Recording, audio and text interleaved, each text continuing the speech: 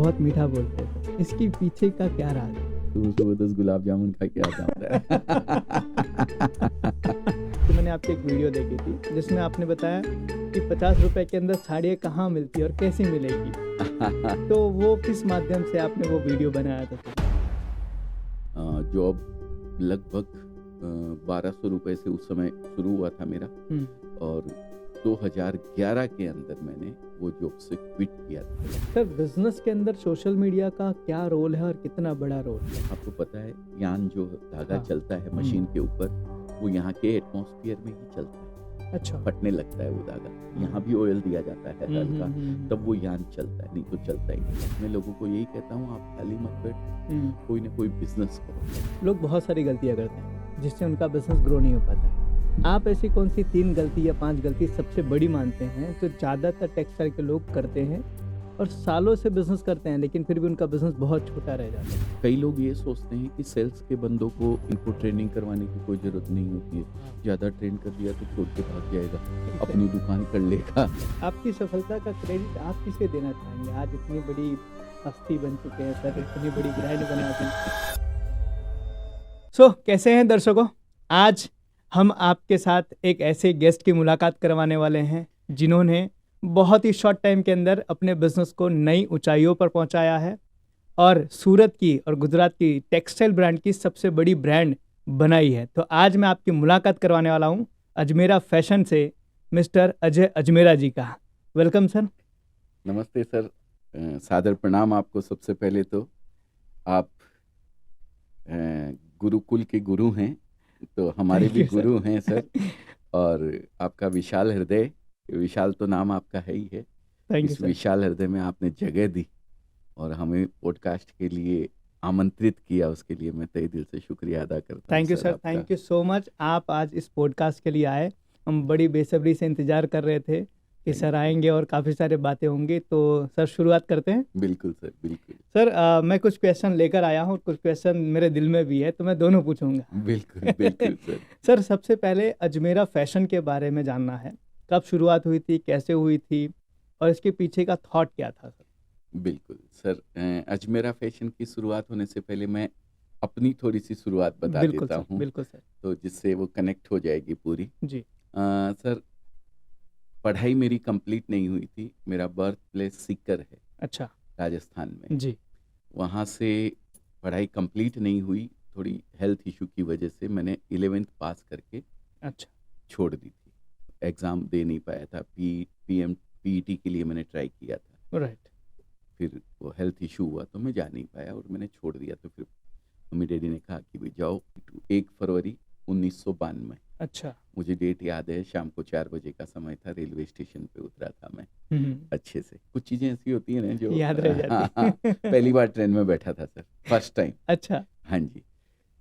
उसके बाद मैंने कुछ दिन दलाली करी यहाँ पे। ग्रे की दलाली होती है ना, कच्चा माल जो मैन्युफैक्चरर को दिलाया जाता है, एक मैन्युफैक्चरर से दूसरे मैन्युफैक्चरर को दिलाया जाता है। 6 महीने मैंने दलाली करी। दलाली करने के बाद मैंने एक लीडिंग कंपनी के अंदर जॉब स्टार्ट किया अपना। अच्छा, जॉब लगभग 1200 रुपए से उस समय शुरू हुआ था मेरा, और 2011 के अंदर मैंने वो जॉब से क्विट किया था। अच्छा, और अजमेरा फैशन की शुरुआत करी थी। बराबर। और जैसा कि आपने पूछा कि शुरुआत करने के पीछे क्या कारण था, तो एक ही कारण था कि मैं जहाँ जॉब करता था वहाँ, और पूरे सूरत के अंदर एक सिस्टम है कि भाई एक कोई नया व्यापार करना चाहता है, कपड़े का व्यापार जी, या कोई रिटेलर है, छोटा व्यापारी है, कम क्वांटिटी माल लेना चाहता है, तो उनको यहाँ पे डील नहीं किया जाता था। राइट।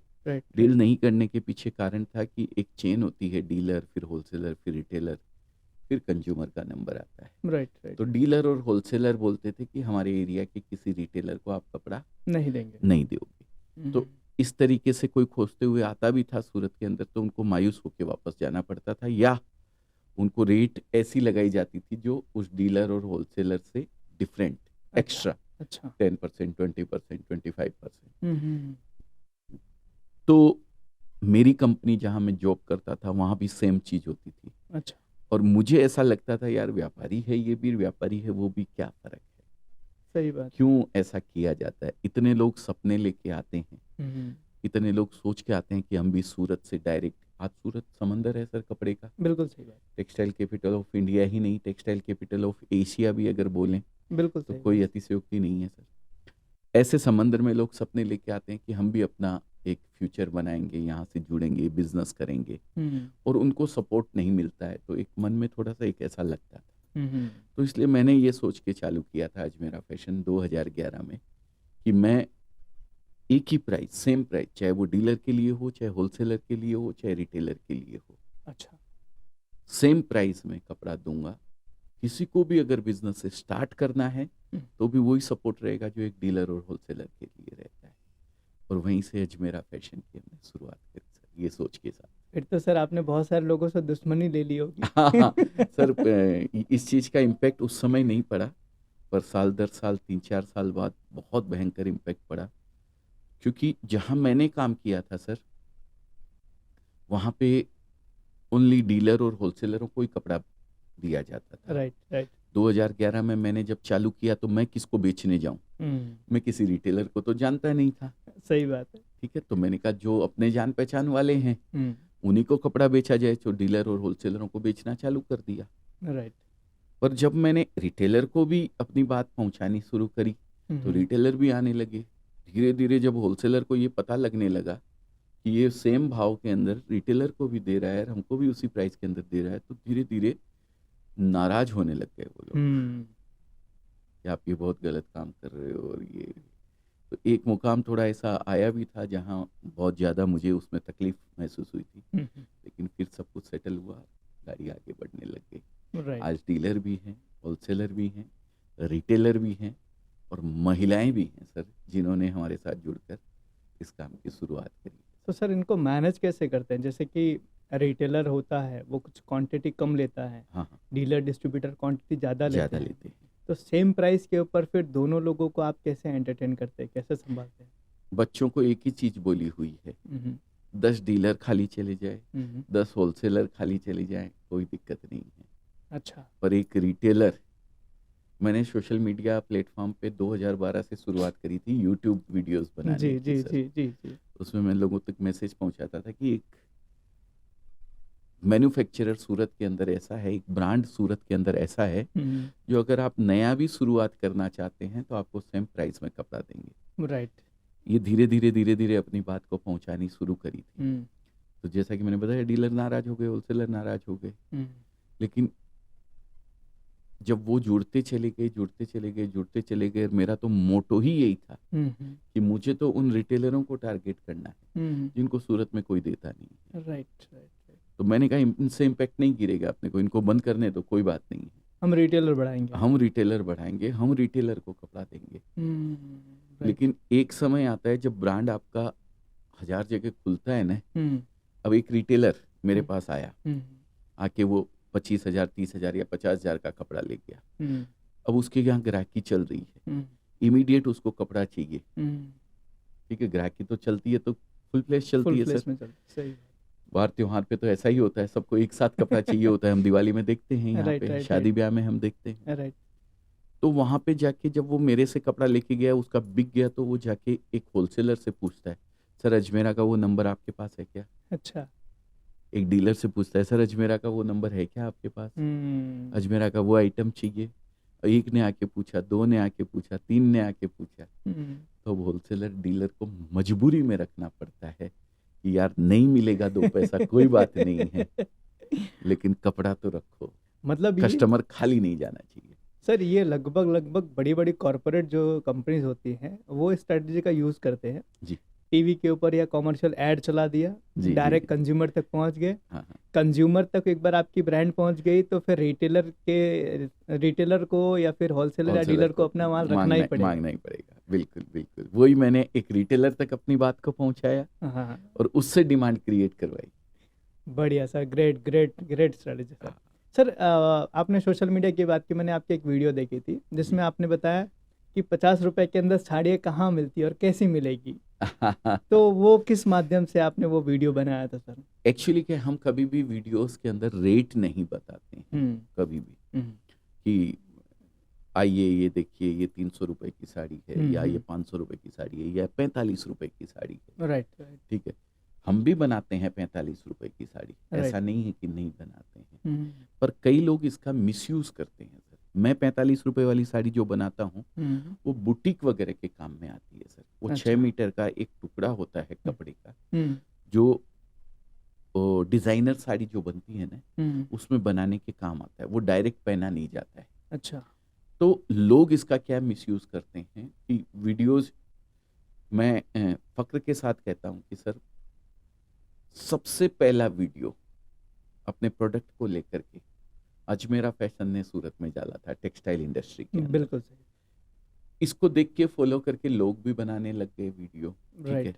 लेकिन हम जो काम करते हैं वो एथिक्स के साथ करते हैं, नीति नियम और सिद्धांत के साथ कोई भी काम करते हैं, किसी का गलत नहीं करना है। राइट।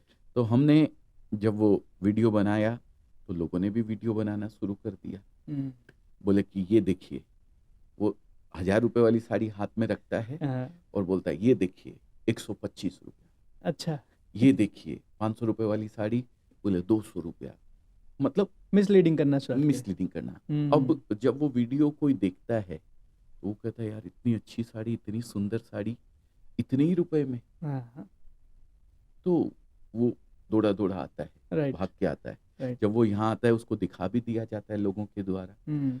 और बोलते हैं कि ठीक है आप पैसा जमा करा दो, आपका माल चला जाएगा। अच्छा। वो लाख रुपए जमा कराया और वहाँ पहुँचता है हाँ। तो माल कुछ का कुछ निकलता है। अच्छा, ऐसा भी होता है? ऐसा भी होता है। तो ये तो पूरा इलीगल या इलीगल, ये गलत, अनएथिकल ये हो गया गलत, पूरा। अनएथिकल है। ये काम हम नहीं करते हैं। हम्म। मैं कभी भी वीडियोस के अंदर हमारी प्राइस नहीं बताता हूँ। हम्म। मैं बोलता हूँ आप अगर सीरियस बायर हैं, आप बिजनेस करना चाहते हैं, राइट। तो मेरा नंबर स्क्रीन के ऊपर दिया हुआ है, आप कॉल कीजिए। हमारी टीम आपको पीडीएफ भेजेगी या वीडियो कॉल के द्वारा आपको सारे रेट्स वगैरह बताए जाएंगे।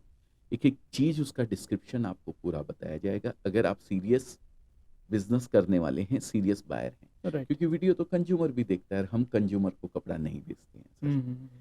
तो इसके लिए हमने कभी भी रेट नहीं बताया। और हमारे जो व्यापारी हैं वो भी बोलते हैं हमसे कि नहीं प्लीज आप रेट मत बताइए, हमें बेचने में दिक्कत आती है आगे। राइट। देखिए सबका नफा ऐड होता है सर। बिल्कुल एक डीलर का, एक होलसेलर का, फिर एक सेमी होलसेलर का, फिर रिटेलर का, फिर कंज्यूमर का नंबर आता है। राइट। और कंज्यूमर को जब एक्चुअल प्राइस जहां बनता है वो पता लग जाती है तो फिर वो बेचने में थोड़ा दिक्कत आती है।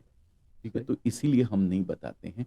तो लोगों को अवेयर करने के लिए मैंने वो वीडियो बनाया था। हाँ। कि 45 रुपए, 50 रुपए या 125 रुपए में लहंगा, यार आप लोग भी तो थोड़ा दिमाग लगाओ। बिल्कुल। जो आपको इस तरीके की चीजें बताता है वो आपको गुमराह कर रहा है। हाँ। ठीक है, आप वहाँ जाओ, देखो, समझो। मैं ये नहीं कहता हूँ खाली मेरे यहाँ आप आओ, आप किसी के यहाँ भी देखो और समझो तो सही। सही बात है। तो कि भाई एक्चुअली वो आपको समझ में एक्चुअली आएगा। समझ में आएगी क्या चीज़ है।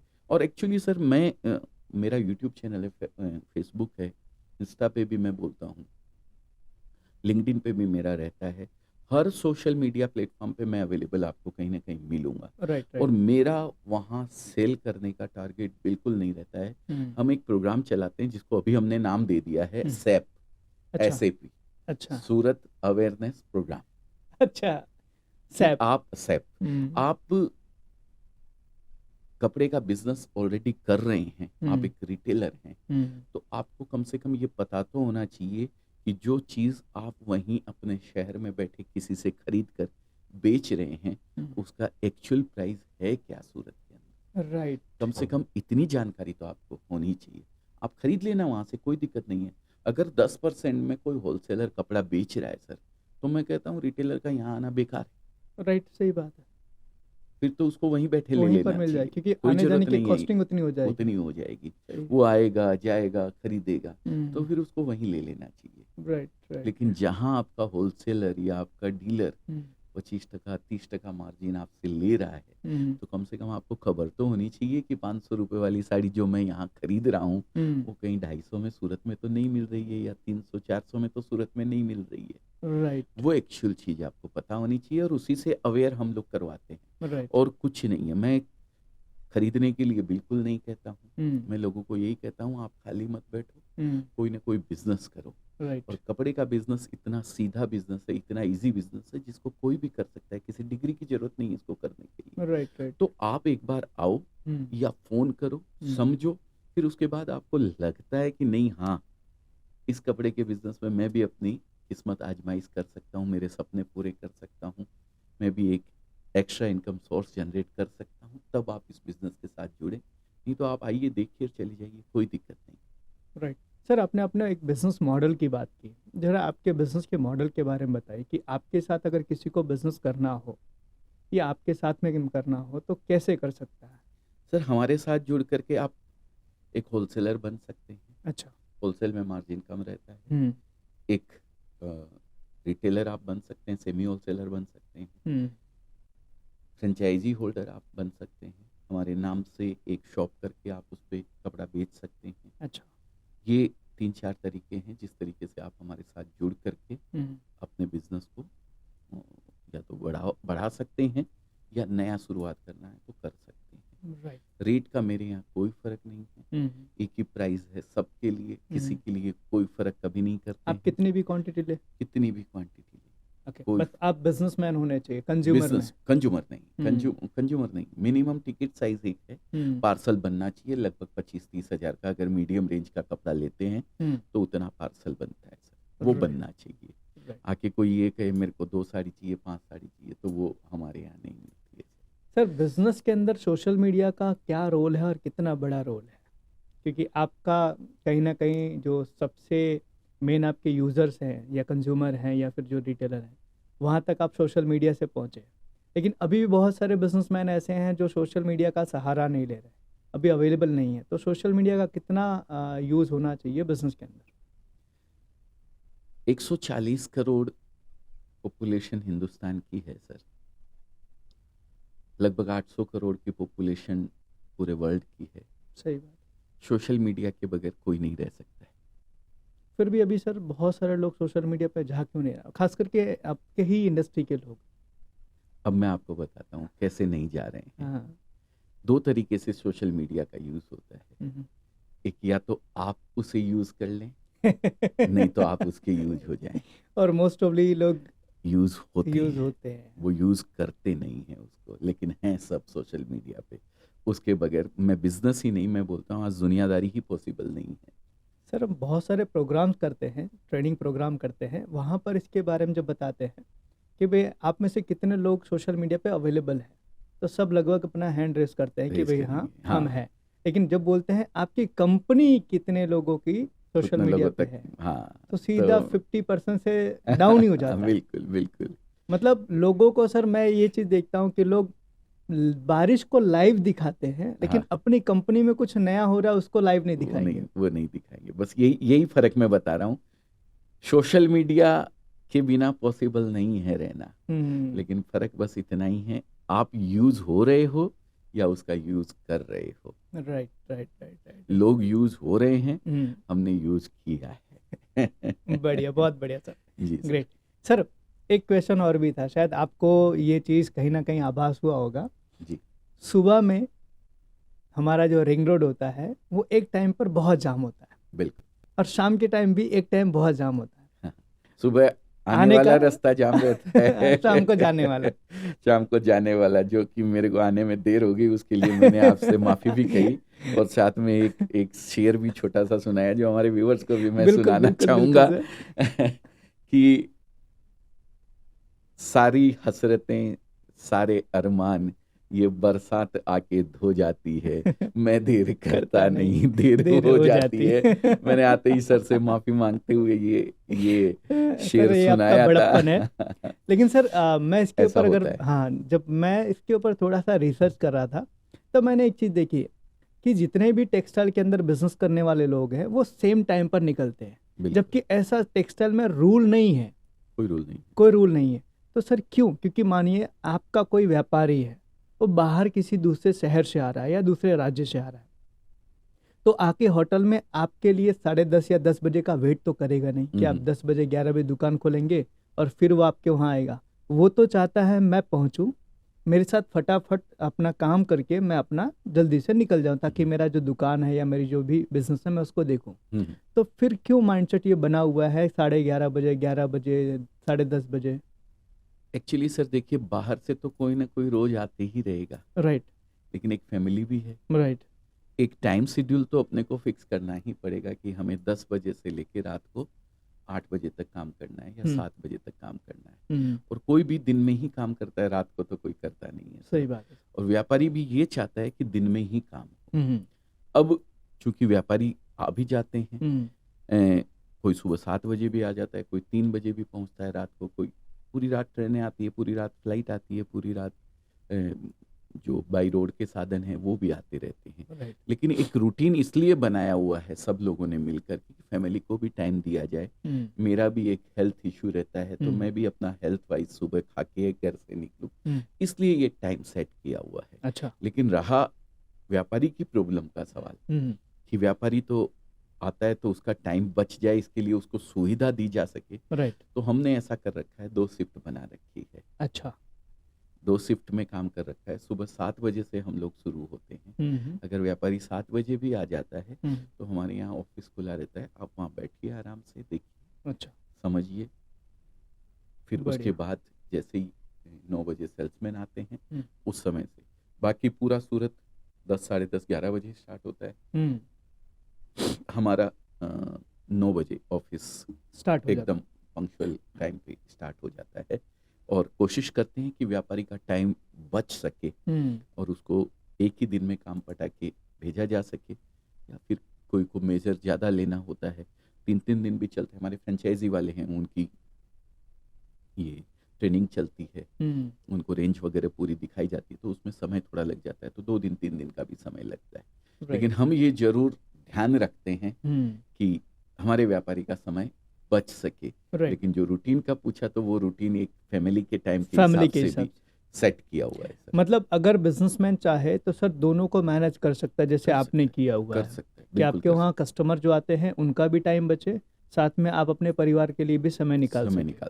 राइट सर, एक और क्वेश्चन आता है आड़तिया के बारे में जी, कि आज सर बहुत सारे बिजनेस हैं जो टेक्सटाइल के अंदर कर रहे हैं और कई सालों से कर रहे हैं सर, लेकिन उनका बिजनेस एक लेवल से ग्रो नहीं हुआ।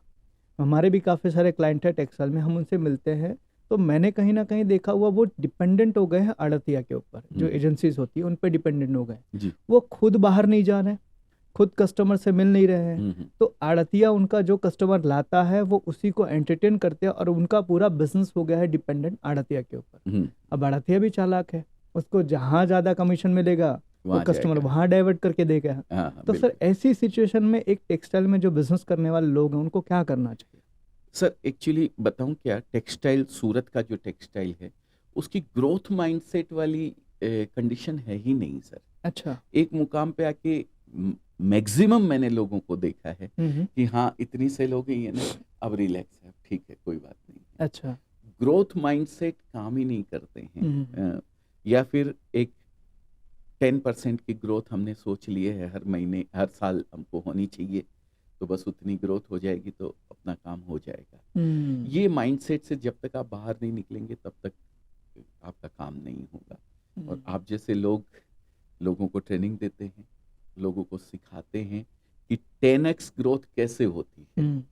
ये मैं सैल्यूट करता हूं सर आपके काम को और आपकी ट्रेनिंग को, कि आप लोगों के लिए इतना इस तरीके से सोच के आपका एक डॉक्टर का बिजनेस ऐसा होता है कि भाई मरीज की उसके ऊपर रहता है, लेकिन आपका बिजनेस एक ऐसा है कि आप लोगों को ग्रोथ दे करके अपने बिजनेस को सेट कर रहे हैं। तो ये बहुत अच्छी बात है कि आप लोगों को अवेयर करते हैं कि रुकना नहीं है भाई, हम यहाँ तक पहुंचे हैं, यहाँ रुकने के लिए नहीं। तो ये माइंडसेट से बाहर आना बहुत जरूरी है। एक ग्रोथ जो भी आपने सोच के रखी है वो ग्रोथ पे आप चल ही रहे हैं, लेकिन अपने काम को आप डाइवर्ट करके खुद को नए क्रिएशन के अंदर कैसे लगा सकते हैं। मैं हमेशा से यही सोचा, अगर मेरा काम मेरे नीचे कोई बंदा 80% भी कर लेता है ना, तो मैं उस काम को उसको सौंप देता हूँ सर, और मैं दूसरे काम में लग जाता हूँ, क्रिएशन में लग जाता हूँ कि क्या नया किया जा सकता है, क्या अलग किया जा सकता है। यहाँ के लोगों का वो नहीं है। व्यापारी वो आड़तिया या एजेंट लेके आता है और उसको कपड़ा दिलाते हैं और उसका डिस्पैच करते हैं, खुश हैं एकदम। मंडी में नहीं जाने का, विजिट नहीं करने का। मेरा 30 दिन का महीना होता है तो सर 15 दिन में बाहर रहता हूँ, 15 डेज। Right sir. अब वो मेरे व्यापार को किस तरीके से ग्रोथ दिलवा सकते हैं उसके ऊपर काम में लगा रहता है। मेरी टीम बाहर रहती है तो वो ये रिसर्च के साथ रहती है कि भाई क्या नया बना सकते हैं, क्या नई चीज क्रिएट कर सकते हैं, व्यापारी क्या हमसे चाह रहा है, क्या हम व्यापारी को दे रहे हैं, व्यापारी या उनका रिटेलर उनसे क्या चाह रहा है, या कंज्यूमर क्या डिमांड कर रहा है, किस एरिया के अंदर कौन सा टेस्ट चल रहा है। व्यापारी से अपना संपर्क होना चाहिए। ठीक है, आड़तिया अपनी जगह है, कोई मैं वो नहीं कह रहा हूँ कि आप आड़तिया की हेल्प ना लें, सही बात हाँ है। वो ले लें, लेकिन आपकी अपनी रिसर्च एक पार्ट होना चाहिए और आपको संपर्क व्यापारियों के साथ पूरा पूरा रखना चाहिए कभी भी। सर इसमें विजन का एक बहुत बड़ा रोल होता है, तो शायद आप भी इसको एक्सेप्ट करेंगे। कई बार हम जब लोगों से मिलते हैं उनसे पूछते हैं कि आप क्यों फील्ड में नहीं जा रहे हैं, तो जैसे आपने बताया कि संतुष्ट हो गए वो, और संतुष्ट होने का एक कारण ये भी है कि उनके पास आगे क्या करना है उसका कोई प्लान नहीं है। कोई प्लान नहीं। तो सर आपकी अपनी कंपनी अजमेरा फैशन का विजन क्या है? सर अभी हमारे 2030 तक के विजन क्लियर है। अच्छा। कि हम लोगों को क्या करना है, कितने फ्रेंचाइजी स्टोर्स खोलने हैं। मैं डिक्लेयर अभी इसलिए नहीं कर सकता हूँ कि आईपीओ आने वाला है। अच्छा। तो फिगर्स पे हम बात नहीं करेंगे किसी भी तरीके की, क्योंकि सेबी में राइट अलाउ नहीं है सेबी It's से okay, इस sir. तरीके का। तो हमारे 2030 तक के विजन हमारे क्लियर है राइट। और उसके ऊपर हमारा काम भी चालू है। और सर कहीं ना कहीं यही एक सबसे बड़ा कारण है कि आपको इतना एक्टिव रखा है। बिल्कुल बिल्कुल बिल्कुल एक्टिव रहना ही पड़ता है सर। अगर आप एक्टिव नहीं रहेंगे तो आपकी टीम एक्टिव नहीं रहेगी, आपकी टीम एक्टिव नहीं रहेंगे, करने वाली तो टीम है सर। राइट। टीम को जोश चाहिए और कुछ नहीं चाहिए, जुनून चाहिए, और वो बिल्कुल सही जुनून बात। उसको ऊपर से मिलता है सर। सर बहुत अच्छी चीज़ कही सर। इसमें से एक सवाल और भी मैं चाहूँगा जी। कि सर टीम का कितना बड़ा रोल है, क्योंकि मैं टेक्सटाइल में देखता हूँ सर लोग बहुत लंबे टाइम से बिजनेस कर रहे हैं, लेकिन टीम में 2 लोग 3 लोग 4 लोग 5 लोग, इससे ज़्यादा उनके वहाँ टीम नहीं है। और हम जब उनको बोलते हैं सर आप टीम बढ़ाइए तो बोलते हैं खर्चा बढ़ेगा। आपका क्या कहना है सर इसमें? सर टीम के बगैर कुछ नहीं है, हाँ। कुछ भी नहीं है। एक मैच जीतना हो तो सचिन तेंदुलकर सेंचुरी मार ले चल जाएगा, लेकिन टूर्नामेंट अगर जीतना है आपको तो पूरी टीम का परफॉर्मेंस काम करता है। बॉलर का भी, विकेट कीपर का भी, एक एक फील्डिंग वाले का भी, और एक एक बैट्समैन का भी। तो टीम के बगैर पॉसिबल नहीं है, टीम बनानी चाहिए। हमारे यहाँ एक हायरार्की सिस्टम बनी हुई है, नीचे के लेवल के 10 लोग हैं, उनके ऊपर एक मैनेजर काम करता है सर। राइट। फिर उन 10 जैसे ही मैनेजर आते हैं उनके ऊपर एक टीम, पहले टीम लीडर आता है, फिर मैनेजर आते हैं, फिर उसके ऊपर हर तरीके से हमारे यहाँ हायरार्की बनी हुई है। हर 10 लोगों को मैनेज करने के लिए एक बंदा उनके ऊपर होता है। मेरे को जवाब देने के लिए सिर्फ एक ही आदमी है, उसके पास पूरी चीज पहुंच जाती है, वो मेरे को जवाब देता है बस। राइट। और इन बाकी सब जब मिलना हो, जब करना हो तो सबसे मिलता हूँ। 450 लोगों का परिवार है आज हमारा, और मैं तो ये कहता हूँ कि 450 लोगों का परिवार हमारी वजह से नहीं पलता है। वो 450 लोग काम कर रहे हैं, इस वजह से शायद मेरे परिवार का पेट पलता है। राइट सर, राइट सर, तो बिल्कुल टीम बिल्कुल। के बगैर कुछ भी पॉसिबल नहीं है। सर ये जो लोग टीम नहीं बढ़ाते हैं या टीम कहीं ना कहीं हायर नहीं करते, तो एक माइंडसेट होता है सर खर्चा बढ़ेगा, तो इसके लिए क्या करना चाहिए दो उनको? दो जो दो माइंडसेट माइंडसेट होते हैं जी। सर।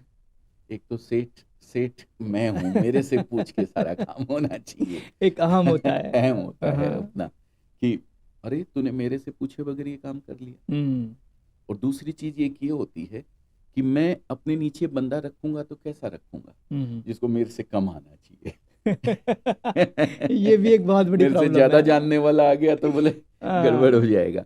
ये तो फिर आपको रखने की जरूरत ही क्या है? जितना आपको आता है उतना तो फिर जरूरत ही नहीं है किसी को रखने की। आपको सही बात है। आपको तो टीम हायरिंग तब करनी चाहिए जब आपको जो चीजें नहीं आ रही है वो चीज करने के लिए आपको टीम हायर करनी चाहिए। और मैं सही। यही मानता हूँ सर कि, और हमारी टीम बनी भी सर ऐसे, हम भी 6-7 लोग थे जब शुरुआत करी थी।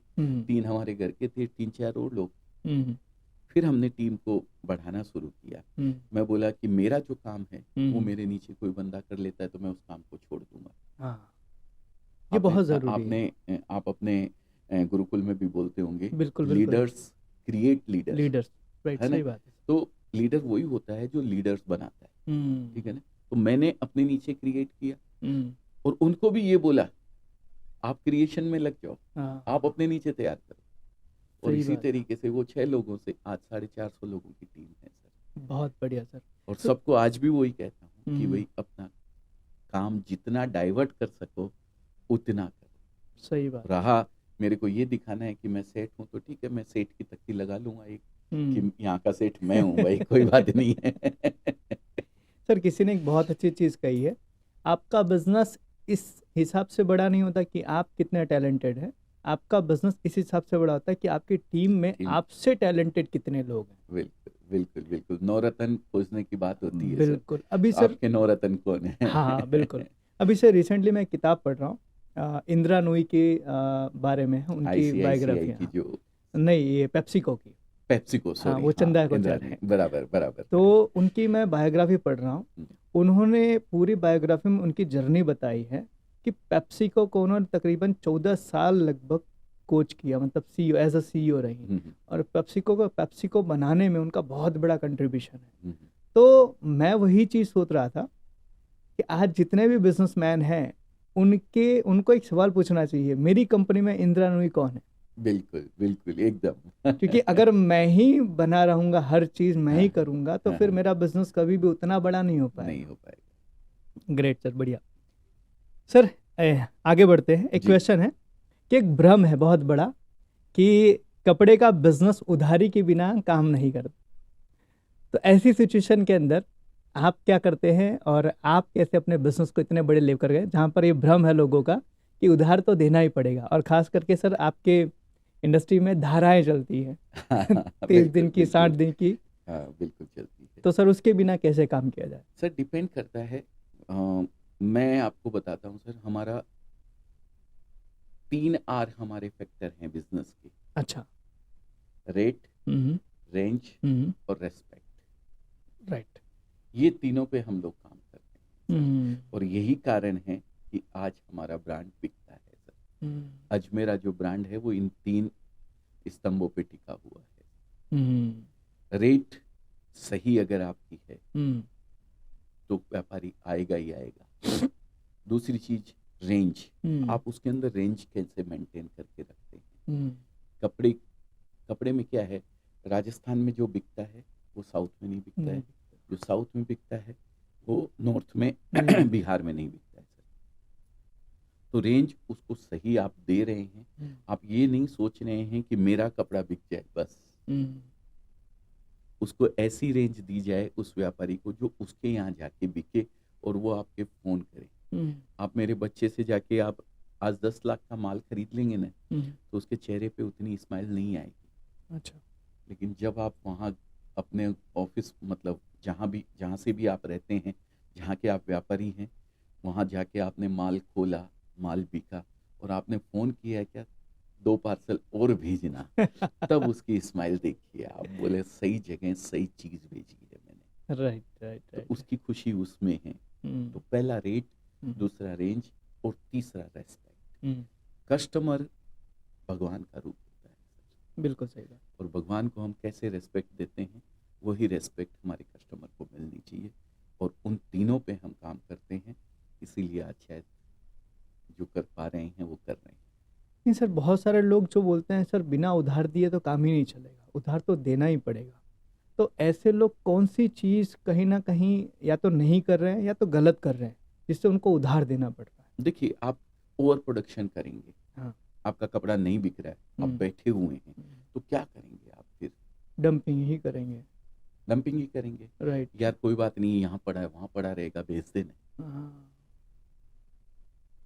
तो तो इसमें सेठ फोन करता है, आपने कैसे भेज दिया मेरे को माल? माल तो मैंने खरीदा ही नहीं था। व्यापारी यही बोलेगा ना, मैंने तो नहीं लिया था माल, आपने ये माल कैसे भेज दिया?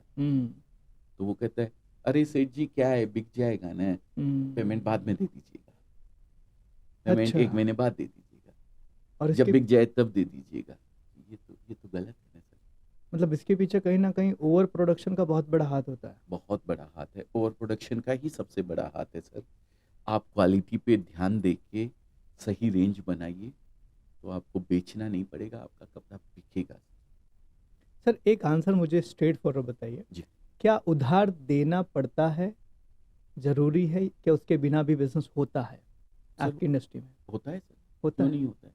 बहुत लोग हैं जो कर रहे हैं सर। आज आप रेट 100 रुपए की कॉस्टिंग है किसी चीज की, हम्म, और मैं इसको दो तरीके से कहता हूँ। एक होता है मुनाफा, हम्म, एक होता है मुनाफाखोरी। अच्छा। आप मुनाफा कीजिए, हाँ। पर मुनाफाखोरी मत कीजिए। हम्म, आपने एक सिस्टम बना रखा है कि मेरे को 5% चाहिए या 60% चाहिए या 2% चाहिए या 10% चाहिए, जो भी आपका एक तरीका है, आप उस तरीके पे काम करते हुए हम्म, फिक्स रेट रखिए, रेट रखिए और फिक्स मुनाफा रखिए। रिजनेबल रेट में कपड़ा आप बेचेंगे, कपड़ा जाके कस्टमर के यहाँ बिकता है ना सर, तो वो कुछ नहीं देखता है उसको कितना मिला, कैसे मिला, क्या मिला। उसके यहाँ रोटेशन अगर फास्ट हो रहा है, कपड़ा आया, खुला और बिका ना, तो सबसे पहले वही कपड़ा वो खरीदता है। और पेमेंट भी आपका देगा। पेमेंट देता ही है सर कस्टमर। आपके सिस्टम काम करते हैं। आप बोलते हैं मैं नहीं दूंगा जी उधार, तो अगले को खुजली है, अगले को चाहिए, वो प्रोडक्ट मांगने आ रहे हैं 10 जने उसके पास में, तो वो लेगा ना तो आपसे, एडवांस में पैसा देगा। एडवांस में पैसा देगा। बिल्कुल सही बात है, बिल्कुल। आप क्वालिटी, आप रेट, आप रेंज मेंटेन करके रखिए, तो आपका कपड़ा बिकेगा ही बिकेगा, ऐसा सर नहीं है। इसमें एक चीज़ और भी कहीं ना कहीं टेक्सटाइल वाले को मैं देखता हूँ जो परेशान होते हैं, बोलते हैं सर जीआर हमारा बहुत आता है, बराबर है। Goods return. जी। अब कहीं ना कहीं आपने उधार में बेचा है, आपने पैसा मांगा, सामने वाले ने बोला कि भाई अभी तक आपका माल बिका नहीं है तो पैसे कहाँ दूँ, तो एक काम करो आप अपना माल रिटर्न ले लो। वापस ले लो। अब ऐसी सिचुएशन के अंदर व्यापारी को क्या करना चाहिए? यही मैं ओवर प्रोडक्शन की बात करता हूँ। या तो जीआर हाँ या पेमेंट नहीं आना, हाँ, दोनों एक ही चीज है sir. Over production. Over production अच्छा। दोनों एक ही चीज है। जीआर भी आपका इसीलिए आता है, बिना पूछे आपने कपड़ा भेजा है। अगर व्यापारी सेलेक्ट करके गया है, उसका कपड़ा भेजा है, तो जीआर आने का काम ही नहीं है। क्यों जीआर आएगा सर? और उसके लायक टेस्ट, मैं कहता हूं उस दुकान को अपनी दुकान समझ के आप कपड़ा भेजिए, तो आपका कपड़ा रिटर्न नहीं आएगा। मैंने अभी आपको बोला कि मेरे सेल्समैन के चेहरे पे स्माइल तब आती है जब उसके यहाँ से रिपीट खरीदी आती है, कि आपने कपड़ा भेजा था, वो बिक गया है, 2 पार्सल वैसे ही और भेज दीजिए, तब उसके चेहरे की स्माइल। और वो स्माइल आप भी तभी, जब आपके चेहरे पे आनी शुरू हो जाएगी, तो आपका कपड़ा बिकना शुरू हो जाएगा सर, चाहे कोई भी हो। मतलब सर हम ये कह सकते हैं कि जितने लोग भी ये कंप्लेन कर रहे हैं खुद गलती कर रहे हैं, मार्केट में प्रॉब्लम नहीं है। कोई प्रॉब्लम नहीं है सर। सूरत ऐसी मंडी है जहां जो कपड़ा बनता है वो कहीं और बनना, वहां से 100 किलोमीटर आगे जाएंगे तो बनना पॉसिबल नहीं है। पॉलिस्टर कपड़ा जो बनता है, आपको पता है, यान जो धागा हाँ। चलता है मशीन के ऊपर, वो यहाँ के एटमॉस्फेयर में ही चलता है। अच्छा। फटने लगता है वो धागा, हाँ। यहाँ भी ऑयल दिया जाता है हल्का, तब वो यान चलता है, नहीं तो चलता ही नहीं। ठीक है। दूसरी चीज, हिंदुस्तान के किसी भी कोने में कोई शॉप कर ले कपड़े की, सूरत के बगैर उसकी गति नहीं है। राइट, बिल्कुल सही बात है।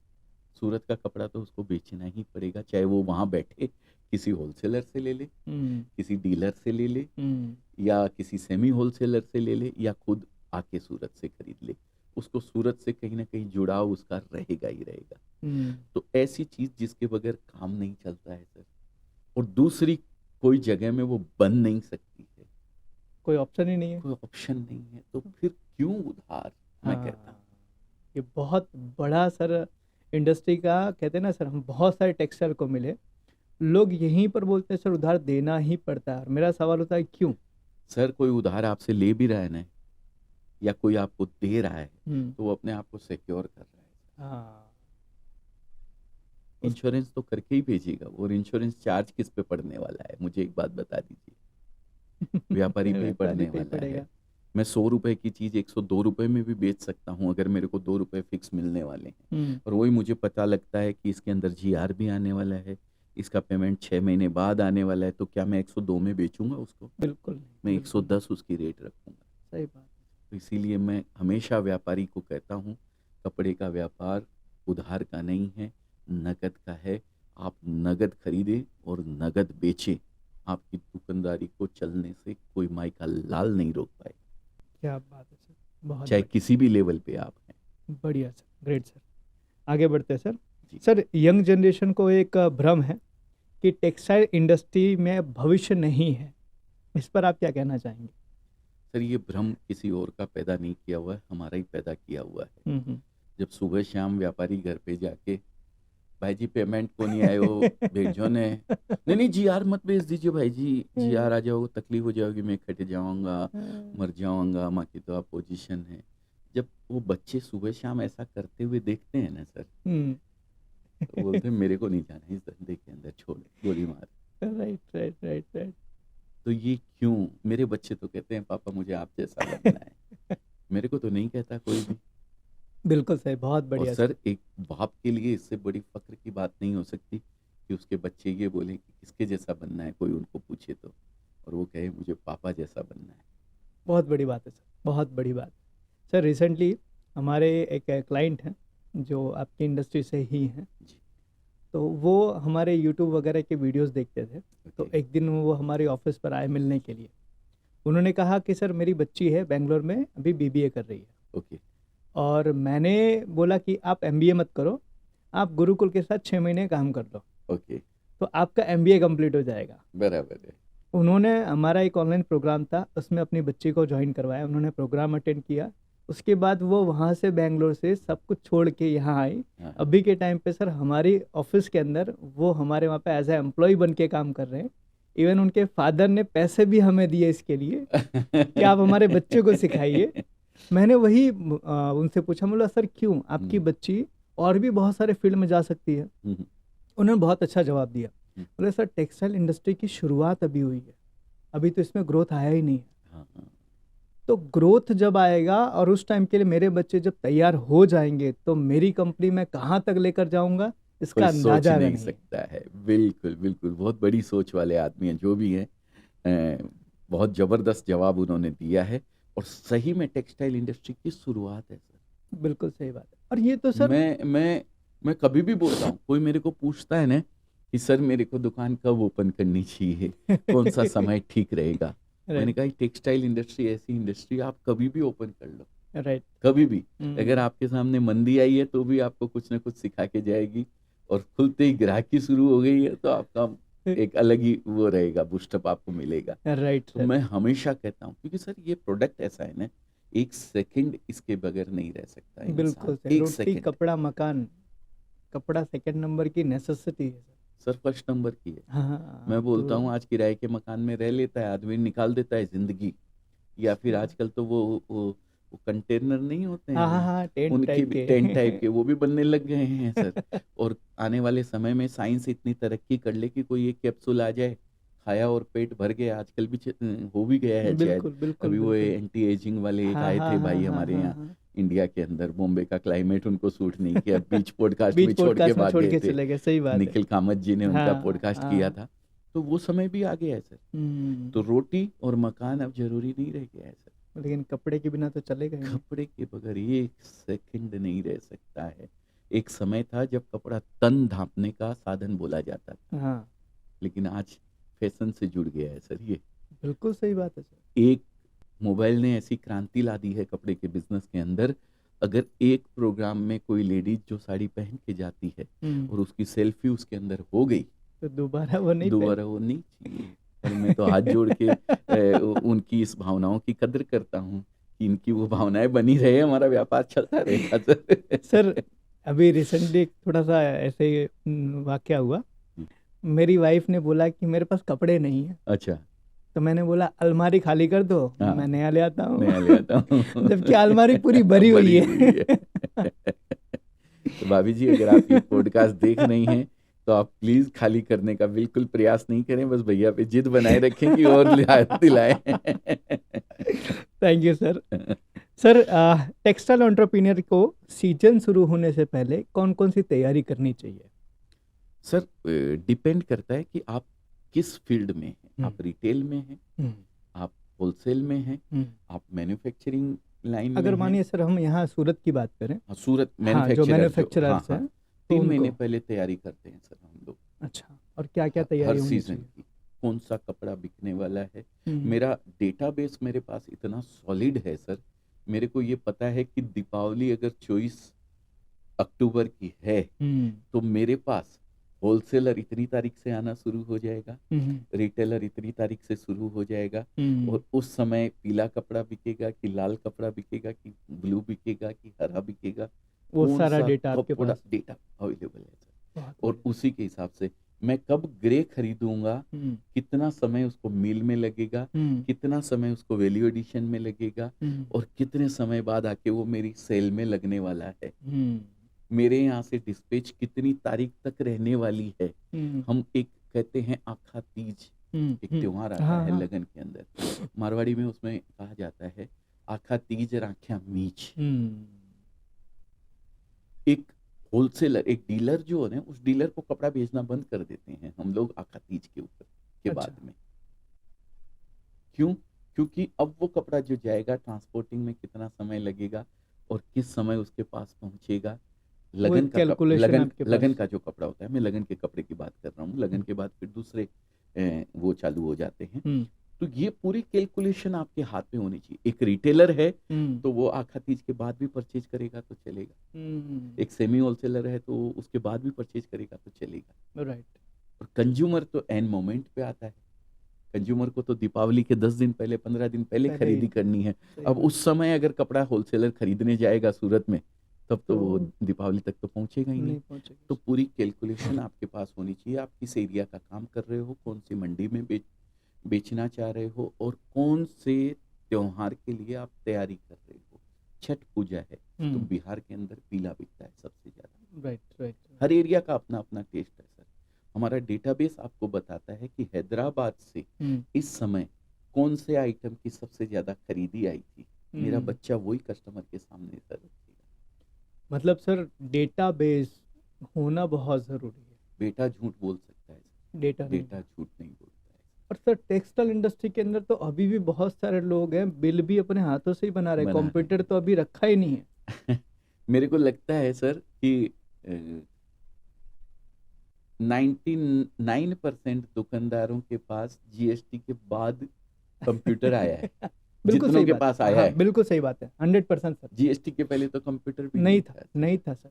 सर आज हम कच्चा बिल, कच्चा काम सर। हमने हाँ, एक चिंदी भी हमारे ऑफिस से बाहर जाती है ना, एक चिंदी भी हम बिल बना के जीएसटी का, मेरे नाम से 5 साड़ी जाएगी, मेरे घर पे भी जाएगी, तो वो बिल बन के जाएगा, जीएसटी के साथ जाएगा। 1% भी किसी तरीके, क्योंकि अगर मैं उन चीजों में उलझा रहूंगा तो सर डेवलपमेंट तो कर ही नहीं पाऊंगा। और बिल्कुल सर। सबसे बड़ा सूरत, अगर आप जो बता रहे थे अभी कमी जी जी मानसिकता, जी जी। तो वो सबसे बड़ा यही कारण है कि लोग उसी में उलझे हुए रहते हैं।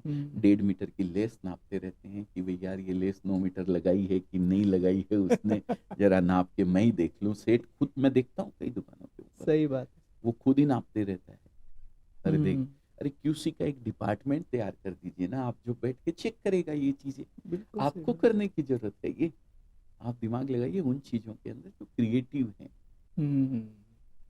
बिल्कुल। मतलब सर लोगों का कहीं ना कहीं जो माइंड सेट जो है वो अभी भी चेंज नहीं हुआ नहीं, है, नहीं। जिसके कारण उनको ये सारी तकलीफें आ सर रही क्या हैं। है, कपड़े का धंधा लोग वही समझते हैं गद्दी पे बैठ के रहने वाला, लेकिन अब वो समय नहीं रह गया सर है। आज भी गद्दी वाला ये जो सीन हम कई बार ट्रेनिंग में सिखाते हैं कि भाई गद्दी गरम करने से आपका धंधा गरम नहीं होगा। बिल्कुल बिल्कुल सर, बिल्कुल। बढ़िया सर, बहुत बढ़िया। सर सोशल मीडिया और डिजिटल मीडिया के फायदे क्या हैं, ये आपने ऑलरेडी पहले बताया है, लेकिन इससे आपके अजमेरा फैशन को कितना फ़ायदा हुआ है वो ज़रा बताइए सर, कि कहाँ कहाँ इससे आपको फ़ायदा हुआ, और अगर कोई आपकी इंडस्ट्री से है तो उसको सोशल मीडिया का यूज़ कैसे करना चाहिए। सर जंगल में मोर नाचा, मोर नाचा किसने देखा, हम्म, आपको दिखाना पड़ेगा। राइट। मतलब आप क्या कर रहे हैं वो दिखाना बहुत ज़रूरी दिखाना है। बहुत जरूरी है, और दिखाने के लिए आप ऐड कर सकते हैं, हम्म, आप टीवी पे चला सकते हैं, हम्म, आप थिएटर के अंदर ऐड चला सकते हैं, हम्म, आप जहां चाहे चला सकते हैं। आपकी कौन सी कैपेसिटी है हम्म, वो आपके ऊपर डिपेंड है। हम्म, आप अपने समय को बालकनी में खड़े होके और ये बरसात से पानी भर गया है पूरी रोड के ऊपर, ये देखिए, हम्म, वो फ्री में दिखा रहे हैं। बिल्कुल सही बात। और वही समय आप अपने प्रोडक्ट को दिखाने में भी कर सकते हैं, अपनी बात को लोगों तक पहुंचाने के लिए भी कर सकते हैं। सोशल मीडिया आज एक ऐसा प्लेटफॉर्म है जो फ्री के अंदर आपकी बात को लोगों तक पहुंचाता है। बिल्कुल पर सही। आपकी बात में कितना दम है वो भी वो बात। आपके ऊपर डिपेंड करता है। सर अधिकतर लोग शुरुआत ही नहीं करते हैं। मैं कई बार हमने ट्रेनिंग या कंसल्टिंग हमने जब की है तो हमने ऑनर को ही बोला आप ही शुरुआत करो। कुछ लोगों ने शुरुआत की सर। मैं अपने क्लाइंट का एक किस्सा शेयर करता हूँ। जी। एक क्लाइंट थे जो गैरेज वगैरह का उनका बहुत अच्छा बिजनेस था, गाड़ियाँ रिपेयर वगैरह करते हैं। तो एक दिन उन्होंने मुझे ऐसे फ़ोन किया, बोले सर एक जगह पे हम अटक गए हैं, यहाँ से जी। ग्रो नहीं कर पा रहे। जी। तो उनको मिलने गया, उनसे बातचीत हुई तो मैंने उनको पूछा मार्केटिंग में आप क्या कर रहे हैं? बोला मार्केटिंग में हम कुछ नहीं कर रहे हैं। मैंने बोला सर बारिश शुरू होने वाली है, आप अपने वीडियोस बनाइए और वीडियोस में ये बताइए कि बारिश में आपकी गाड़ियाँ कौन कौन सी परिस्थिति में बंद हो सकती है बिल्कुल और बिल्कुल बारिश में आपकी कौन सी सिचुएशन में आपको क्या करना चाहिए ताकि आप परेशान ना हो। बराबर। आप खाली इसकी वीडियोस बनाना शुरू करेंगे तो जितने आपके साथ कनेक्टेड लोग हैं जो पुराने वाले, वो भी रिकनेक्ट हो जाएंगे, प्लस नए भी आपके साथ कनेक्ट हो जाएंगे। सर उन्होंने वो स्टेप लिया और उन्होंने बाद में मुझे फ़ोन किया, कहा सर ये आइडिया काम कर गया। बहुत सारे पुराने लोग जो बारिश आने से पहले नीचे कोटिंग करवाते हैं, हाँ, जो जंग लग जाता है, जंग लग जाता तो कोटिंग करवाने वाले कस्टमर बढ़ गए, है। हाँ, सर्विस करवाने वाले मेरे कस्टमर बढ़ गए, हाँ, वाइपर वगैरह ठीक करवाने वाले वाले कस्टमर। बढ़ गए। तो एक स्टेप से उन्होंने अपने बिजनेस में जहां पर वो स्टक हो गए वहां से ग्रो कर गए। और कितने सारे लोगों को हमने बोला लेकिन आज तक उन्होंने शुरुआत नहीं की।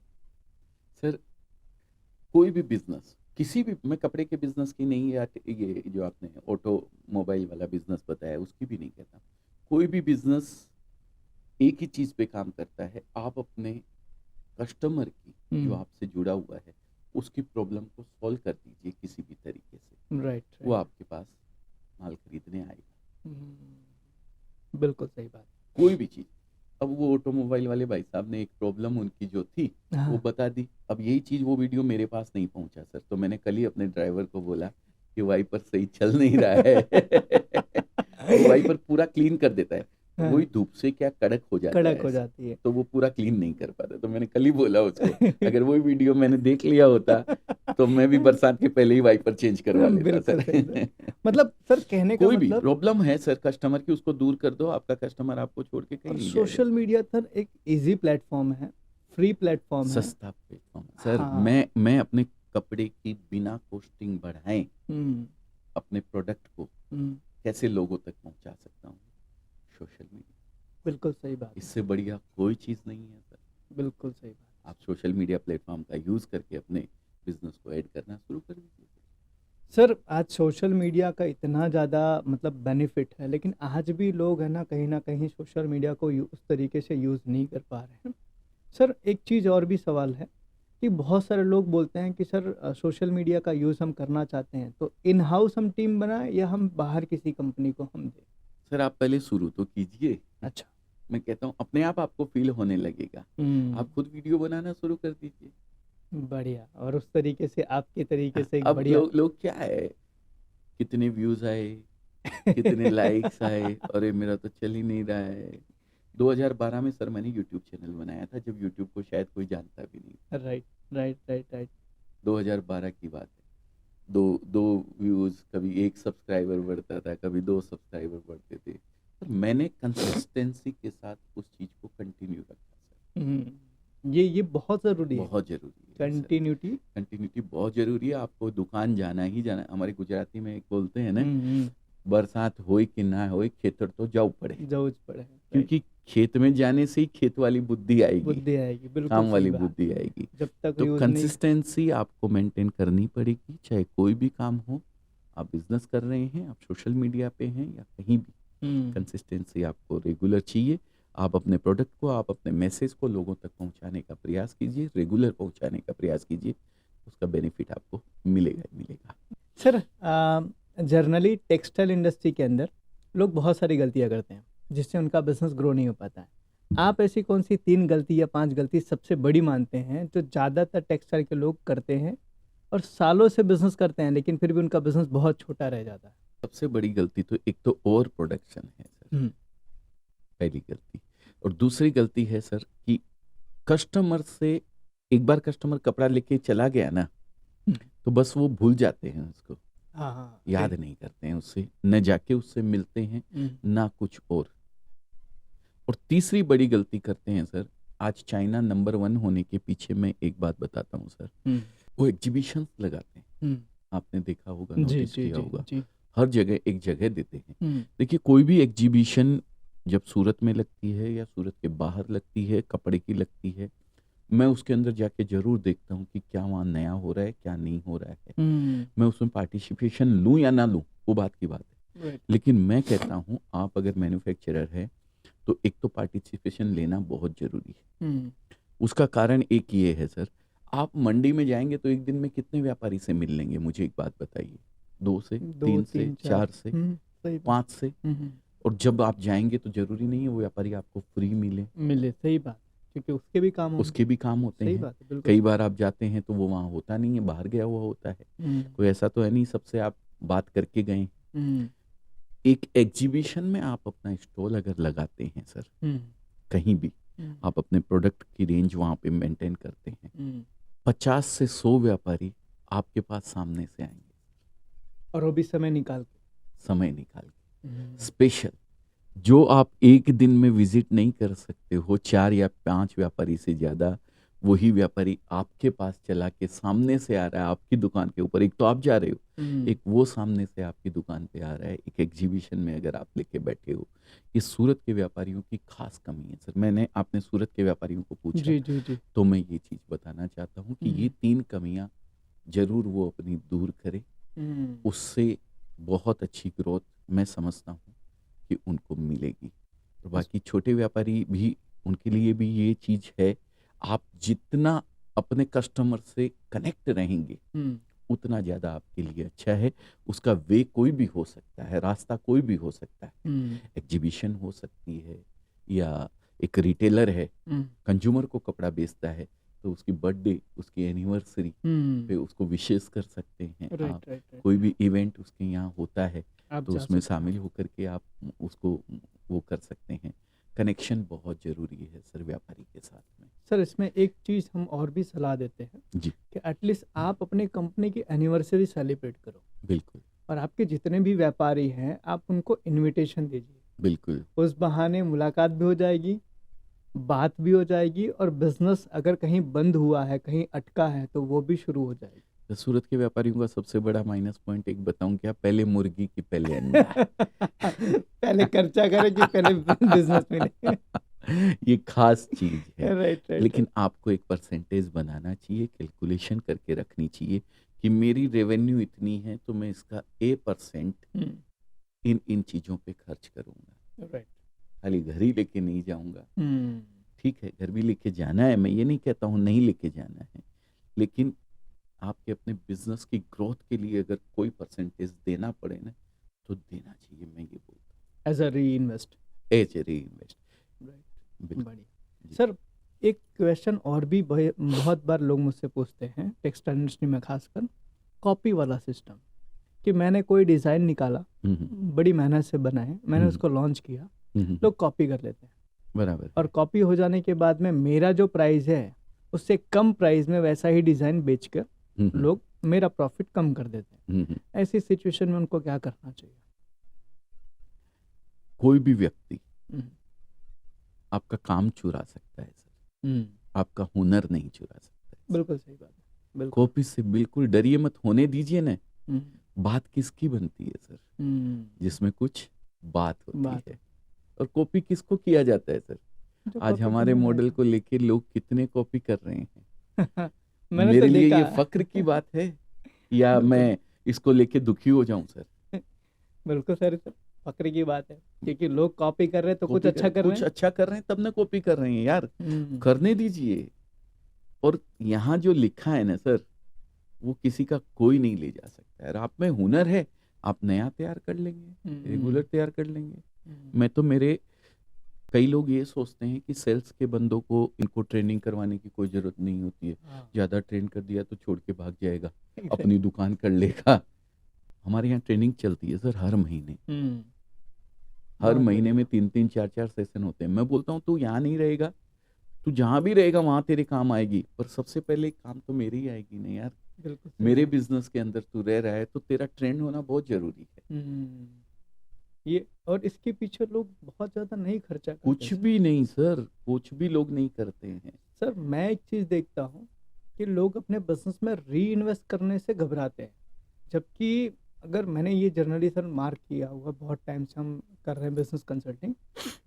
सर 5 साल किसी ने बिजनेस चला लिया ना, तो उसके पास उसका एक खुद का घर या खुद का बंगलो या खुद का फ्लैट होगा, एक दो प्रॉपर्टी बना ली होगी, अच्छी 2-3 गाड़ियाँ होंगी, बच्चे फॉरेन में पढ़ रहे होंगे, और वो भी हर साल 2-3 ट्रिप ऐसा कर लेते हैं। लेकिन जब बारी आती है बिजनेस के अंदर डेवलपमेंट करने की, भाई आपको अपने बंदों की ट्रेनिंग करवानी है, कोई सिस्टम बनाना है, कुछ आपको खुद को ट्रेनिंग करनी, तो लोग वहाँ हाथ खड़े कर देते हैं, पैसे नहीं। सर एसओपी नहीं है दुकान की, हाँ नहीं है, कुछ भी नहीं है सर, क्या कैसे होना है कि कोई सिस्टम नहीं बनाए हुए हैं सर। कुछ भी नहीं सर। सबसे बड़ी चीज वो खुद स्टाफ की छोड़ दीजिए, टीम की छोड़ दीजिए, खुद ट्रेनिंग नहीं होते हैं सर, हाँ, खुद ट्रेन नहीं होते हैं। मैं पूरा ना। हमेशा सेमिनार्स वगैरह में अभी बैठे बैठे मेरे को दिमाग में आया सर, आपने जब बताया ना कि उसके फादर ने बोला है कि तू एमबीए मत कर, तू गुरुकुल की क्लास ज्वाइन कर ले। राइट। मैं तरुण से बात करने वाला हूँ कि सर की क्लास करने जाना है अपने को भी, नहीं बिल्कुल और सर, 100% मैं आने वाला हूँ सर, बिल्कुल सर, बिल्कुल, मोस्ट 100%। Welcome sir. एमबीए नहीं करके ये क्लास ज्वाइन कर लिया, आपका एमबीए हो गया सर, ये बहुत बड़ी चीज़ बिल्कुल है। सर। मेरा मानना है कि शरीर के ऊपर का जो हिस्सा होता है ना, यहाँ आप कोई भी खर्चा करेंगे ना तो वो आपका सबसे बड़ा गेन है। हम्म, और शरीर के निचले हिस्से पे आप कितना ही खर्चा कर लीजिए, वो बिल्कुल लाइबिलिटी है आपकी, असेट्स नहीं है। और यहाँ का असेट सबसे बढ़िया है। तो बढ़िया। इसको हमेशा धारदार बनाने के लिए ट्रेनिंग करते रहना चाहिए आपको। मैं एक्चुअली तो सर, सामने से खर्चा करके सर जाता हूँ, सर बहुत ज़रूरी है, बहुत जरूरी बहुत। है। सर रिसेंटली अभी कई बार मुझे एक क्वेश्चन आ रहा था कि सर सेल्स सीखना है, लोग मुझसे पूछते हैं सर सेल्स सीखना है, कि सेल्स को कैसे अगर कोई नया बंदा सेल्स में आना चाहता है या कोई सेल्स में कर रहा है और ग्रो करना है तो क्या करें। रिसेंटली सर हमने एक बुक लॉन्च की, हम्म, बिना बेचे कैसे बेचें। बिना बेचे कैसे बेचे, हाँ, बिल्कुल। तो वो बुक जब मैंने 2-3 लोगों को रेकमेंड की, मेरी टीम के अंदर एक पर्सन है, मेरे सेल्स डायरेक्टर हैं, उन्होंने कल ही मुझे बताया, हम्म, बोले सर मेरे पिताजी एक बैठक में पूरी किताब पढ़ गए। वाह, बोले इतना उनको अच्छा लगा, मुझे ऐसा लगा कि मेरी जो तपस्या थी वो सफल हुई। सफल है, बिल्कुल। तो सीखना आज के टाइम पे जैसे आपने बताया ज़रूरी है, और जितने भी बिजनेस करने वाले लोग हैं वो अपने दिमाग पर खर्चा नहीं कर रहे हैं, तो कहीं ना कहीं उनका ग्रोथ एक जगह पे जाके अटक जा रहा है, अटक और फिर उनको ऐसा लग रहा है कि मार्केट में मंदी। गया। हाँ, मंदी नहीं है। दिमाग काम करना बंद हो गया है। काम करना बंद। देखिए, आज कोडेक भी फेल हो गया, उसने अपने आप को अपग्रेड नहीं किया। राइट, नोकिया फेल हो गया, उसने अपने आप को अपग्रेड नहीं किया। बिल्कुल सही बात। याहू सबसे बड़ा एग्जाम्पल है सर, जिसके बगैर काम नहीं चलता था, मेल होना, मेल। मेल करना लोगों को याहू ने सिखाया था, लेकिन अपग्रेड नहीं किया अपने आप को, फेल हो गया सर। हम्म, आपका अपग्रेड होना बहुत जरूरी है। आप किसी भी फील्ड से हैं, हम्म। उस फील्ड के लिए चयन कीजिए अपने गुरु का, जो थैंक यू आपको सर। ये सिखा सके कि समय के हिसाब से कैसे अपग्रेड होया जाता है, कैसे सीखा जाता है। क्योंकि आज की ऑडियंस जो है ना, वो ऑडियंस नहीं रही है जो पहले की ऑडियंस थी। बिल्कुल सही। आज के व्यूअर्स जो देखते हैं आप, आज के जो कस्टमर्स हैं, वो नहीं है जो पहले के थे। राइट, बिल्कुल सही हमारे बात। सूरत में शेरियों के अंदर दुकानें हुआ करती थी, हाँ, ढूंढ ढूंढ के लोग जाया करते थे, एक आड़तिया होता था, वो उनको लिख के जाता था हाँ, कि यहाँ दुकान है, यहाँ दुकान है। आज तो सूरत भरा पड़ा है सर, 50,000 मैन्युफैक्चरर यहाँ पे हैं। राइट, बिल्कुल सही। तो सर अपने आप को अलग करने के लिए कुछ तो अलग करना पड़ेगा। बिल्कुल। और सर कहते हैं ना सर, आपने बताया ना कि बात उन्हीं की होगी जिनमें कोई बात होगी, जी, तो कुछ तो अपने आप अंदर बात डेवलप करना करना पड़ेगा। पड़ेगा, बिल्कुल। बिल्कुल। सर आपकी सफलता का क्रेडिट आप किसे देना चाहेंगे। आज इतनी बड़ी हस्ती बन चुके हैं सर, अरे इतनी बड़ी ब्रांड बना दी, लोग एग्जाम्पल देते हैं सर, तो आपकी ये सारी सफलता के पीछे सर आपका या कौन सपोर्टर है सर, किसने आपको यहाँ तक पहुँचाने में हेल्प की है, ये सेल्फ मेड है। नहीं, देखिए, हर आदमी सेल्फ मेड होता है। उसका सबसे बड़ा दुश्मन अगर कोई है तो आईने के सामने खड़ा हुआ वो खुद ही है, और कोई नहीं है सर। हाँ, सपोर्ट जरूरत रहती है, नीड रहती है उसको सीखने की, नीड रहती है उसको कुछ नया करने की, तो नया करने का तो आपके दिमाग में ही आता रहना चाहिए ना। मैं सबसे बड़ा अपनी पॉजिटिव सोच को सर वो देता हूँ कि मैं हमेशा दाव खेलता हूँ, अच्छा, और हर दाव में सर मैंने आज तक हारा नहीं। कोई भी बढ़िया, दाव मैंने खेला है। बढ़िया, बहुत बढ़िया। कैसे नहीं हारा हूँ आप ये पूछेंगे मुझसे? बिल्कुल सर। या तो मैं जीता हूँ या मैं सीखा, ग्रेट। हारा कभी नहीं। और ये अगर इंसान अपना नज़रिया बना ले, तो वो कभी नहीं हार सकता। कभी नहीं हार सकता, हारना है ही नहीं सर। अभी आपने पिक्चर देखी होगी, ये नई पिक्चर आई तारे सितारे जमी पे, हाँ। हुँ। वो जो 2 नंबर पे आए थे या तीसरे नंबर पे, कौन से पे आए मुझे ध्यान नहीं। बोले हम 2 नंबर में 1 नंबर हैं सर। बोले हमारे कहाँ हैं, हम 2 नंबर में भी 1 नंबर आए हैं। राइट, राइट, तो राइट। ये सोच काम करती है सर, और मेरे को ये सोच डेवलप हुई मेरे पापा की वजह से। अच्छा। जब मैं सूरत सिक्कर छोड़ के सूरत आया था पहली बार, तो उन्होंने एक शिक्षा दी थी, बेटा कोई भी काम छोटा या बड़ा नहीं होता है, तो कुछ भी करना, तो मोची बनना भले ही, पर तेरे जैसा मोची शहर में दूसरा नहीं होना चाहिए। काम को इतनी शिद्दत से करना, इतने मन से, इतनी तल्लीनता से करना कि उस काम में सर्वोपरि हो जाओ। राइट। ये शिक्षा उन्होंने मुझे दी थी। तो कहीं न कहीं आपके एक पिताजी सीख उन्होंने ये बोला कि कुछ पाने के लिए करना। कुछ खोना पड़ेगा, और यही सोच के कोई भी दाव खेल लेता हूँ कि कोई बात नहीं है, या तो जीतेंगे नहीं तो सीखेंगे, ठीक है। हारेंगे तो कभी नहीं। बढ़िया। ये मेरा कारण है सर। मेरे एक जहाँ भी मैं हूँ आज, वहाँ पर मेरा मानना है कि ठीक है, नहीं सर, ये बहुत कोई आप कोई सर मायने। बहुत सारे लोगों का आप इंस्पिरेशन हैं, और खासकर टेक्सटाइल इंडस्ट्री में आपको, आपके बिजनेस मॉडल को, आपके थॉट को लेके लोग बहुत सारे आगे बढ़ रहे हैं, और उम्मीद है कि आने वाले समय में सूरत को आपके जैसे लोग और बेटर बनाएं और बढ़िया बनाएं। बिल्कुल सर, इंडस्ट्री के लिए कुछ भी अच्छा हो और हो सकने में अगर मेरा कोई योगदान रहता है, तो मैं तो ये मानता हूँ कि मेरे लिए बहुत बड़ी बात है सर। राइट। क्योंकि इंडस्ट्री पूरी अ, सब व्यापारियों से चलती है। एक बड़ा व्यापारी खाली इंडस्ट्री चला ले या एक मिडिल क्लास चला ले, नहीं, छोटे व्यापारियों का भी बरकरार रहना वहाँ पे बहुत जरूरी है सर। Right, right. और इंडस्ट्री की ग्रोथ तभी होती है। कैलकुलेशन, आज पी कैलकुलेशन करते हैं तो पहले इंडस्ट्री की ग्रोथ का पी देखते हैं, फिर देखते हैं कि इसका कितना मल्टीपल होना चाहिए। राइट। तो सर इंडस्ट्री बरकरार रहनी बहुत जरूरी है, और उस इंडस्ट्री की ग्रोथ के अंदर अगर कहीं भी ऐसा आपको लगे कि मैं कहीं बिल्कुल सर। काम आ सकता हूँ, तो सर मैं अपने आप को नहीं, धन्य बिल्कुल समझूंगा। बिल्कुल सर, आपके जैसे लोगों की और ज़रूरत है, जो लोगों को इंस्पायर कर सके, लोगों को मोटिवेट कर सके, लोगों को सही गाइडलाइन प्रोवाइड कर सके। और ख़ास करके सर, टेक्सटाइल इंडस्ट्री के अंदर जो लोगों के दिमाग में भ्रम बैठा हुआ है, गलत धारणाएं बैठी हुई है, गलत प्रैक्टिसेस बैठे हुए हैं कि भाई बिजनेस तो ऐसे ही होता है, हम इतने साल से कर रहे हैं, उसको तोड़ने के लिए सर आपके जैसे लोगों की बहुत ज़रूरत है। क्योंकि जैसे हमने बात की सर कि टेक्सटाइल इंडस्ट्री की तो अभी पूरी ग्रोथ आई ही नहीं है। सर आज तक सूरत साड़ी के नाम से जाना जाता है, आने वाला समय सर गारमेंट के नाम से जाना जाएगा। हर एक गारमेंट यहाँ से निकलेगा सर। राइट। मैं बोलता हूँ, मतलब ग्रोथ तो आना बाकी है। ग्रोथ सर 95% ग्रोथ अभी बाकी है। Right, right. बढ़िया। 5% पे भी नहीं पहुंचे हैं अभी हम लोग। बहुत अच्छा। जी। सर एक आखिरी सवाल की तरफ जाएंगे कि सर आज के बहुत सारे यंग एंटरप्रेन्योर्स हैं जो बिजनेस करना चाहते हैं या कर रहे हैं, उनके लिए क्या आपकी सलाह रहेगी? सर यूथ सबसे बड़ी एक यूथ एंथुजियाज्म तो बहुत होता है, लेकिन यूथ का एक माइनस फैक्टर ये है कि उनको रातों रात चाहिए, इंस्टेंट। इंस्टेंट चाहिए। आप कोई भी बिजनेस करें, टेक्सटाइल हो या किसी भी फील्ड में आप जाना चाहते हैं, कोई भी चीज़ रातों रात नहीं मिलती है, रातों रात सफलता उसमें नहीं मिलती है। ये चीज़ आप देखें, कंसिस्टेंसी के साथ आप लगे रहें उसके अंदर, एक न एक दिन सफलता जरूर मिलेगी।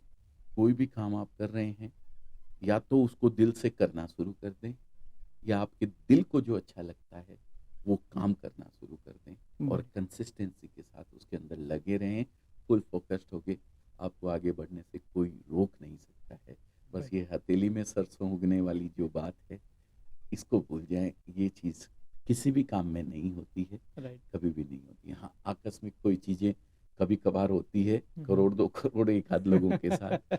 उसके लिए पिछले जन्मों में आध्यात्मिकता का जवाब देना चाहूँगा मैं। पिछले जन्मों में आपने कोई बहुत पुण्य किए होंगे, तो ऐसा कुछ हो जाता है कभी कभार, बाकी ऐसा नहीं होता, सर एक ऐसा आखिरी सवाल, आप बहुत सॉफ्ट स्पोकन हैं, आप बहुत आराम से, बहुत ध्यान से, बहुत मीठा बोलते हैं सर, इसके पीछे का क्या राज है? सुबह सुबह 10 गुलाब जामुन खा के आता हूँ सर।